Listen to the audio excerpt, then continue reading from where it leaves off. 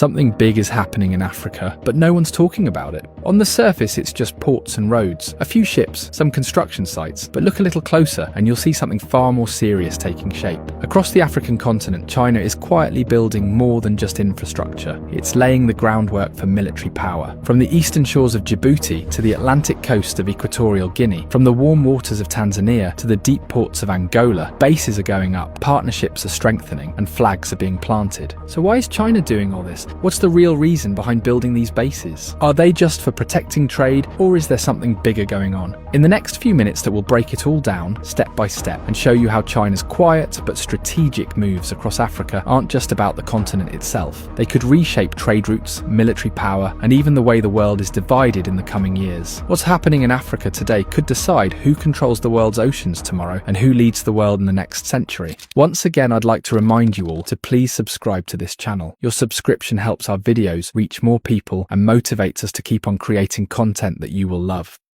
It all began in Djibouti, a small nation at the Horn of Africa, which most people can't find on a map, yet it holds one of the most valuable pieces of real estate in global geopolitics. In 2017, China opened its first overseas military base here, right next to the Bab el-Mandeb Strait, one of the most important shipping choke points in the world. Every single day, nearly 10% of global trade, including oil, gas and manufactured goods, passes through this strait. It connects the Indian Ocean to the Red Sea, which then leads to the Suez Canal and into Europe.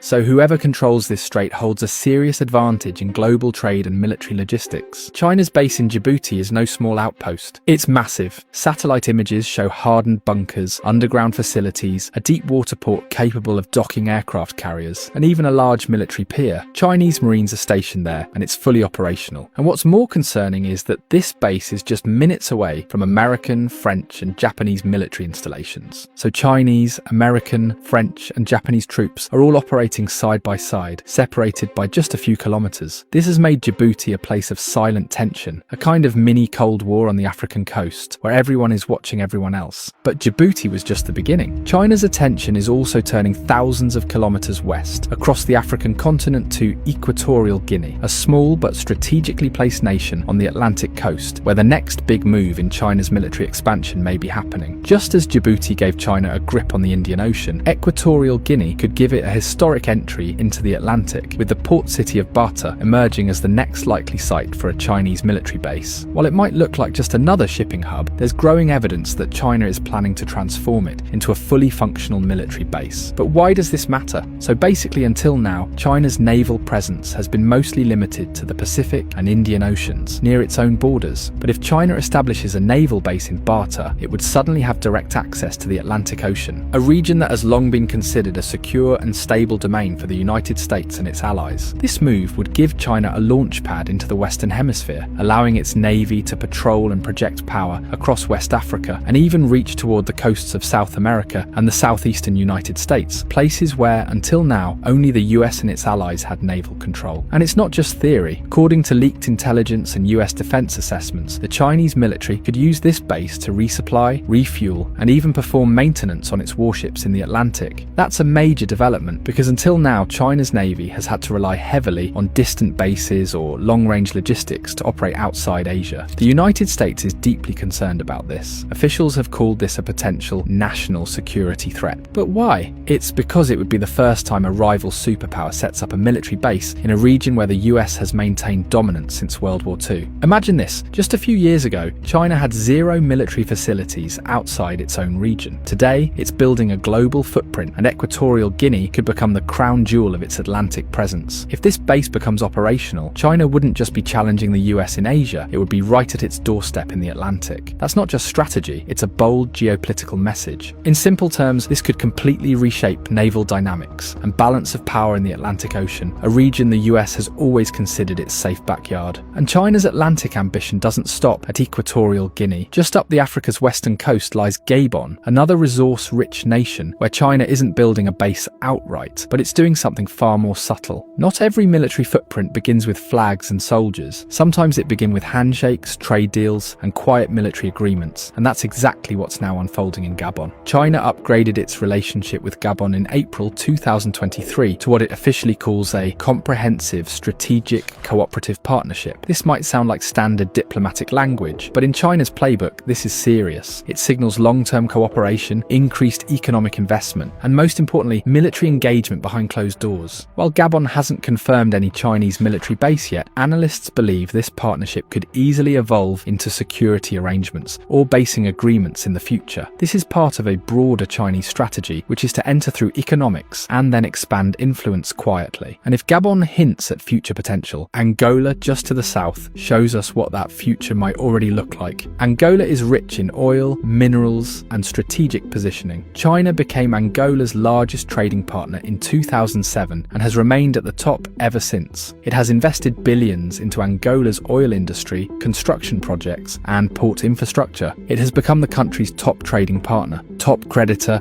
and a major force in rebuilding its infrastructure after decades of civil war. The port of Luanda, Angola's capital, is a major site of Chinese involvement. This port has been heavily modernized with Chinese support, and here's where it gets interesting. The port's design is dual use, meaning it can serve both commercial ships and military vessels. It has deep berths, secure docking areas, and logistics infrastructure that could support naval operations. So what does that really mean? In peacetime, these ports function like any other, moving cargo, boosting trade, and strengthening ties. But if global tensions rise, or if China feels the need to secure its overseas assets, these ports can very quickly shift roles, supporting Chinese warships, submarines, or surveillance operations. Gabon and Angola may not be military bases today, but China's presence in both countries is expanding in a way that gives it options. And in geopolitics, options are power. By positioning itself in these nations, just like it did in Djibouti and potentially Equatorial Guinea, China is weaving a network of influence. It's not just one base or one port. It's a continent-wide strategy designed to give Beijing more reach, flexibility, and dominance in regions long controlled by Western powers. But China isn't just moving pieces across West and Southern Africa. It's also reinforcing positions it planted decades ago. One of the strongest examples of that long-term strategy is Tanzania, a country where China began building influence, not just in the 2000s, but all the way back during the Cold War. In the 1960s and 70s, as African nations were gaining independence, China saw an opportunity not just to support decolonization, but to build deep and long-term alliances. One of the most famous projects from that era was the Tanzania-Zambia Railway, a massive railway built by China to help landlocked Zambia export goods through Tanzanian ports. That wasn't just aid, it was a move to establish influence through infrastructure. Fast forward to today, and that same strategy continues, but now it's more sophisticated and more strategic. China has been investing heavily in Tanzanian ports, roads, and energy projects, but one of the most ambitious and also controversial efforts was the proposed Bagamoyo port project. Bagamoyo was meant to become Africa's largest port, with funding and construction led by Chinese companies. It was located on the Indian Ocean, just north of Dar es Salaam, and would have had the capacity to handle military-sized cargo and warships. The Tanzanian government later put the project on hold, citing concerns over sovereignty and unfair terms, but the interest from China hasn't gone away. Even without Bagamoyo, China has maintained strong military cooperation with Tanzania. Chinese and Tanzanian naval forces have conducted joint military exercises, and China has supported the construction of military academies and training centers inside the country. Tanzania also gives China something no landlocked country can offer, a long coastline along the Indian Ocean. That's a huge deal. If China ever wanted to expand its naval presence beyond Djibouti, Tanzania would be one of the top strategic picks. It would allow Chinese warships to patrol East Africa, monitor shipping lanes that stretch from the Gulf of Aden to Southeast Asia, and even flank India's western seaboard during times of tension. And remember that China's military strategy doesn't always begin with loud announcements. It often begins with quiet partnerships, dual-use infrastructure, and long-term training programs, all of which already exist in Tanzania. So while there is no formal Chinese military base in Tanzania today, the pieces are already on the board. And if Beijing decides to make a move, Tanzania could quickly become one of China's most important important strategic assets on the African continent, and as China quietly deepens its military cooperation in East Africa. Through countries like Tanzania, its gaze is also steadily shifting southward, toward nations like Namibia, which has increasingly drawn China's attention, especially since around 2018. Located along the southwest coast of Africa, Namibia offers something few other African countries can: the access to the South Atlantic Ocean and a stable political environment with a long, deep water coastline. The country's most important maritime asset is the port of Walvis Bay. Over the last decade, Chinese companies have poured millions into Walvis Bay, upgrading facilities and expanding infrastructure. In 2012, the China Harbour Engineering Company was awarded a contract valued at $260 million to expand the port on 40 hectares of reclaimed land. While these developments are described as commercial, many analysts believe the port's design is dual use, meaning it can easily support military operations if needed. For example, it has deep berths suitable for large ships, secure cargo handling zones, and advanced logistics systems. All the elements needed to turn it into a naval logistics hub. If tensions rise or China wants to extend its naval patrol routes, Walvis Bay could quickly shift from a trade port to a military resupply station. And here's where it gets really interesting. If China were to activate both Walvis Bay and Luanda as naval access points, it would give them strong control along almost all of Africa's southwestern coast, linking their presence from Djibouti in the northeast through Tanzania and all the way to the South Atlantic Ocean. This would essentially give China the ability to encircle much of the continent with influence, not just in terms of trade, but military reach. It would also give Beijing the capability to monitor and, if necessary, intervene in maritime traffic coming from Latin America, Southern Europe, or the Gulf of Guinea, all without having to rely on a base inside Asia. In simple terms, China is building a chessboard, and ports like Walvis Bay and Luanda are the pawns quietly becoming queens. So by now you've seen how China is slowly planting military routes across Africa, from Djibouti to Angola. But what's the real purpose behind all of this? Why is China going so far beyond its borders to build bases, fund ports, and deepen military ties? The answer is multi-layered. The first reason is protection. China has invested hundreds of billions of dollars across Africa under its massive Belt and Road Initiative, building roads, ports, railways, power plants, mines, and telecom infrastructure. But Africa is also a continent with many political risks. Some regions have unstable governments, civil unrest, and terrorist threats, and that makes Chinese investments vulnerable. To Beijing, this isn't just about money, it's about strategic assets. So military bases, or even the ability to deploy forces quickly, are seen as a protective shield over its growing empire of infrastructure. If anything goes wrong, China doesn't want to depend on foreign powers to protect its projects, it wants to do it itself. The second reason is power projection. China doesn't just want to be rich, it wants to be respected, feared, and seen as a global military power. Think about this. For decades, the US Navy has operated across the world's oceans, with bases from Japan to Italy. Now China is following that playbook.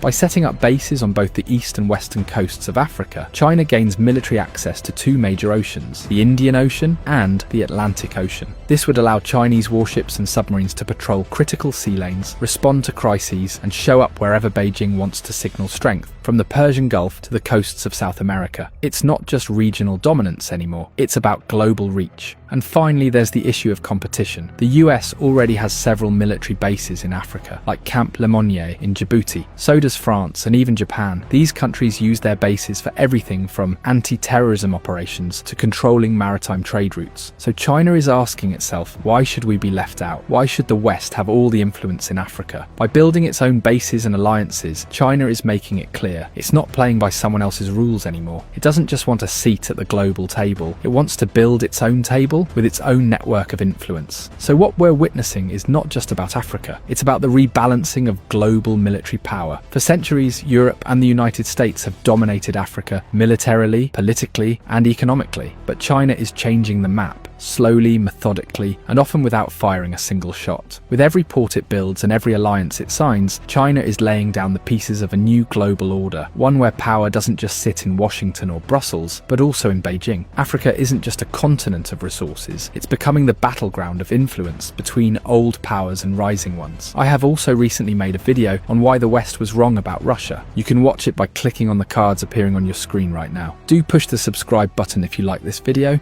I'll catch up with you in another interesting video very soon. Take care.